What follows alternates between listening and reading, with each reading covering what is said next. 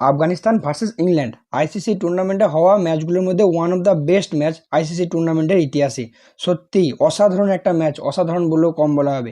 যারা দেখোনি প্রথমেই বলে রাখছি, আগে হাইলাইটটা একবার দেখে নেবে, কারণ যারা লাইভ দেখোনি ম্যাচটা বহু কিছু মিস করেছো। Team Afghanistan, what a performance! Ibrahim Zadran 146 বলে 177 রান করে ইতিহাসের খাতায় নাম তুলল জাদরান, যা এখনো পর্যন্ত কোনো প্লেয়ার করতে পারেনি।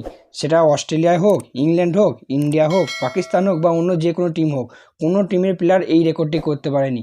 আইসিসি চ্যাম্পিয়ন্স ট্রফির ইতিহাসে সবথেকে হাইয়েস্ট ইন্ডিভিজুয়াল স্কোর করলো ইব্রাহিম জাদরান। অন্যদিকে আফগানিস্তানের হয়ে বল হাতে আজমাতুল্লাহ উমারজাই 5 উইকেট নিল প্লেয়ারটা। এই জন্যই হয়তো তাকে ODI cricketer of the year 2024-এর অ্যাওয়ার্ড দেওয়া হয়েছে। শুধু যে বল হাতে 5 উইকেট নিয়েছে সেটা নয়, ব্যাট হাতেও 31 বলে 41 রানের একটা সুন্দর অসাধারণ ইনিংস খেলেছে সে। এবং এই পারফরমেন্সের ভিত্তিতেই ইংল্যান্ডকে পরাজিত করলো আফগানিস্তান আইসিসি টুর্নামেন্টে। এবং এটা প্রথমবার হলো না, এই নিয়ে দ্বিতীয়বার ইংল্যান্ডকে হারালো আফগানিস্তান। এর আগে 2023 ওয়ার্ল্ড কাপ, সেখানেও আফগানিস্তান হারিয়েছিল ইংল্যান্ডকে। আবার সেই একই জিনিস রিপিট হলো 2025-এর চ্যাম্পিয়ন্স ট্রফিতে, এবং সেই চ্যাম্পিয়ন্স ট্রফিতেও ইংল্যান্ডকে হারালো আফগানিস্তান। এবং এই হারের সঙ্গে সঙ্গে ইংল্যান্ডকে বাড়ি যাওয়ার রাস্তাও দেখিয়ে দিল আফগানিস্তান। অর্থাৎ চ্যাম্পিয়ন্স ট্রফি 2025-এ লিগ স্টেজ থেকে অলরেডি বিদায় নিয়ে নিল ইংল্যান্ড। যদিও এখনও পর্যন্ত লিগ স্টেজে একটা ম্যাচ বাকি আছে, বাট সেমিফাইনালে কোয়ালিফাই করার মতো কোনো চান্স এখনও পর্যন্ত ইংল্যান্ডের আর নেই। অন্যদিকে আফগানিস্তানের যদি কথা বলি, আফগানিস্তান করবে এটা বলতে পারছি না, বাট এখনও কিন্তু আফগানিস্তানের কোয়ালিফাই করার একটা চান্স আছে। সামনেই অস্ট্রেলিয়ার সঙ্গে একটা ম্যাচ আছে, সেই ম্যাচে যদি আফগানিস্তান জিতে যায় তাহলে প্রথমবার সেমিফাইনাল খেলবে আফগানিস্তান। লাস্ট কয়েকটা বছরে আফগানিস্তান ক্রিকেটের যা উত্থান, এটা হয়তো অন্য কোনো দেশে এরকম উত্থান হয়নি। আর সব থেকে বড় কথা, প্লেয়ারদের প্যাশান।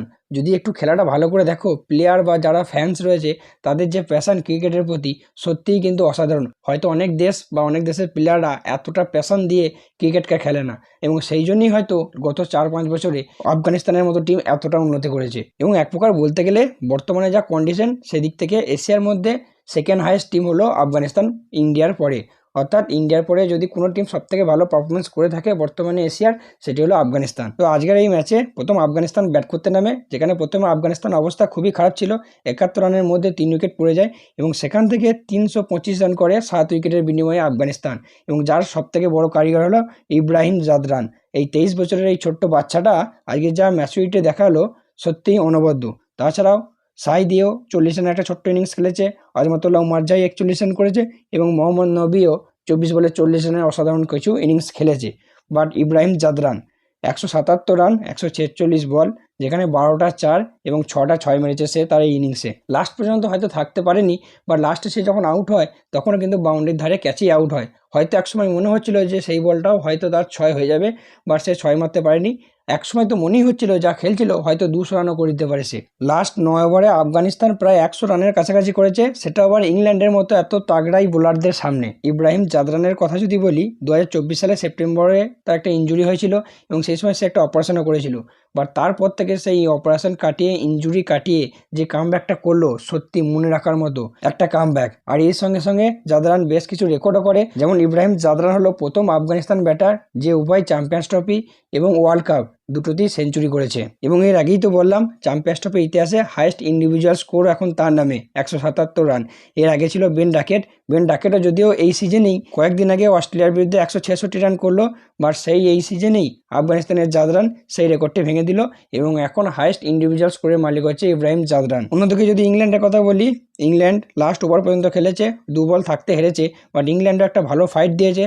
যদিও ফাইট দিয়েছে বলতে ইংল্যান্ড ফাইট দিয়েছে বলবো না, অ্যাকচুয়ালি ফাইটটা করেছে জো রুট একাই ফাইট করেছে। 111 বলে 120 রানের একটা অসাধারণ ইনিংস খেলে, যার ইনিংসে ছিল 11টা 4 এবং 1টি 6।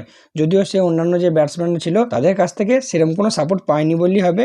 বাটলার 38 রান করেছিল, ওভারটন শেষে 32 রান করেছে, এবং বেন ডাকেট প্রথমে 38 রান করেছে। বাকি পুরো একা দাঁড়িয়েছিল জো রুট, প্রথম থেকে শেষ পর্যন্ত দাঁড়িয়েছিল। হয়তো সে ম্যাচটা ফিনিশ করতে পারেনি, বা 1-2 ওভার যদি আর খেলতো তাহলে হয়তো সে ম্যাচটা বার করে দিয়ে যেত।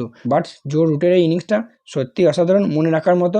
হয়তো ম্যাচ জেতাতে পারলো না সে, কিন্তু মনে একটা জায়গা কেটে নিল। এবং প্রায় 6 বছর পর জো রুট ওডিআই ক্রিকেটে সেঞ্চুরি করলো, এবং রুট এখন বর্তমানে 53টি ইন্টারন্যাশনাল সেঞ্চুরির মালিক। এবং এত ভালো একটা ইনিংস খেলেও টিমকে জেতাতে ব্যর্থ হলো জো রুট, এবং এরই সঙ্গে সঙ্গে চ্যাম্পিয়ন্স ট্রফি 2025-এর সেমিফাইনাল রেস থেকে বিদায় নিল কিন্তু ইংল্যান্ড। তবে আরেকজনের কথা না বললেই নয়, সেটি হলো আফগানিস্তানের আজমাতুল্লাহ উমারজাই। হয়তো জাদরান রানটা করেছে ঠিকই, বাট লাস্টে ওমারজাই যে বলটা করেছে বা যে স্পেলটা করেছে লাস্ট কয়েকটা ওভারে সত্যি অসাধারণ। 5 উইকেট নেয় সে, এছাড়া ব্যাটে তো 41 রান করেছেই এবং সেই জন্যই হয়তো 2024-এর ODI cricketer of the year হয়েছে সে। সত্যিই অসাধারণ বল করেছে সে এবং অসাধারণ ম্যাচুরিটি দেখিয়েছে ইংল্যান্ডের এরকম এত বড় বড় ব্যাটসম্যানদের সামনে। এবং ফাইনালি জাদরান এবং ওমারজাইয়ের উপর ভিত্তি করে ম্যাচ জিতলো আফগানিস্তান।